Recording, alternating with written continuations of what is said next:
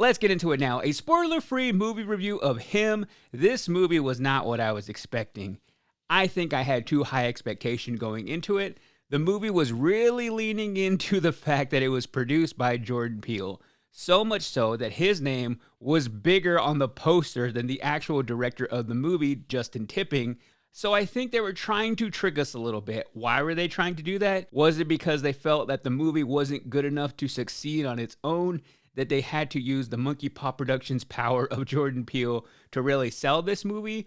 Or were they trying to trick us? Because I think if you just saw the trailer, you saw the poster, you saw the overall aesthetic of this movie going into it, you would think, oh, this is just a new Jordan Peele movie, but he is only a producer. What this movie is about, you have a kid named Cameron Cade who is on his way to be the next GOAT, has wanted to be QB1 since he was a kid. His father just instilled it into him.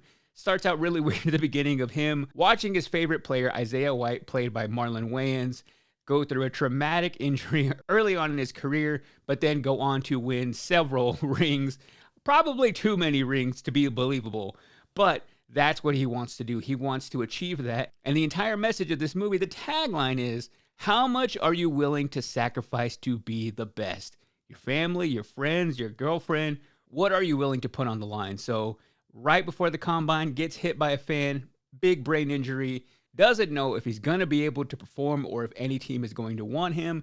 Right then, his hero, Isaiah White, calls him, tells him to come out to his compound, lives basically in the middle of nowhere in the desert in New Mexico, to come train with him, and that's where things start to get weird. The issue I had with Him is it got too weird too quickly. And there is this subgenre of movies that has become really popular right now of people finding themselves in situations that start to feel like a cult. Not a new thing. It's been happening in movies and TV shows for a while now. But I feel like a lot of things recently have really leaned into this, where you go to some big fancy place, whether it's a resort or somebody's house, and it starts out seemingly normal enough, and then all these weird little cult-like things start happening, and you start questioning the person who invited you there. They're very weird and secretive. I've just seen this theme a lot recently, and maybe I'm just getting a little bit tired of it. But the difference with Him is it went from 0 to 100 really quickly and didn't lean into the weirdness. Therefore, when it started getting weird, I didn't really know where this movie take place. Is it reality? Is it some weird distant side world where things don't really matter?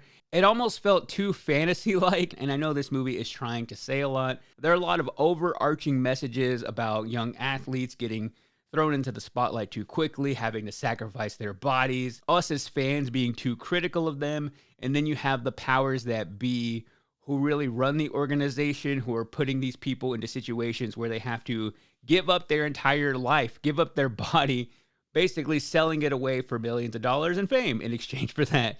Is it worth it? Are you still willing to give up everything in your life to achieve that? And I think that is what Him was trying to say, but it never really got there. It focused a lot on the bizarre training tactics, which Cameron never really understood why they were happening and then never questioned it. And I think that really led to me not really understanding who Cameron was as a character. You saw a little glimpse of him as a kid, but you never really understood what was driving him. And I think that is the problem I had. And then Marlon Wayans, who I thought gave a pretty good performance, maybe a little bit too over the top at times.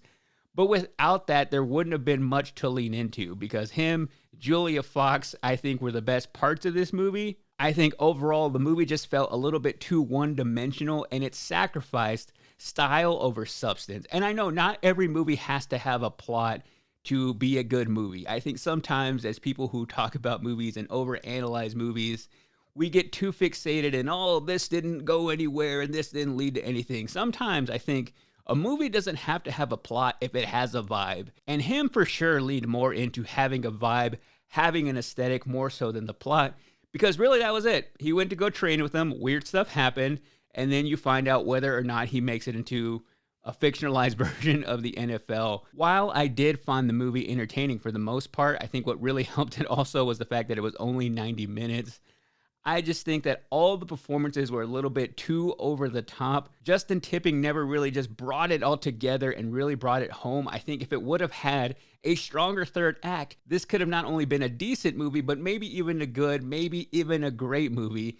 I think, quite possibly, for all the people dragging this movie now, I think him could just be a little bit too ahead of its time because I did see Marlon Wayans post on Instagram saying, "Hey, I know we have to have critics. I respect you, but every single movie I put out in my life has been drugged through the mud, has been said that it's bad. A lot of his movies have really low critic scores and oftentimes pretty good audience scores." And Marlon Wayans has been a part of movies in his life, like White Chicks, Don't Be a Menace, the Scary Movie franchise, that when those movies came out, every critic said the same thing of how awful they were. But if you look at some of those movies that he is in, they are some of the pillars of the 2000s that have a fan base, but just don't have the critics on their side. I think that could be him. I do think there is an audience for him. It's probably younger. Maybe teenagers who are in sports in high school now could watch him and think, man, that is such an awesome movie. And in 10 years, when they are doing a podcast like this, they're going to talk about him from 2025 was one of the best movies of the 2020s. So it could quite possibly be ahead of the curve and go on to be a classic. But I think for me right now, it overpromised and underdelivered. It started to feel a little bit like a bait and switch situation, like we were supposed to get a Jordan Peele movie, and instead we got some off-brand Cheerios. So overall for him, I give it 3 out of 5 footballs.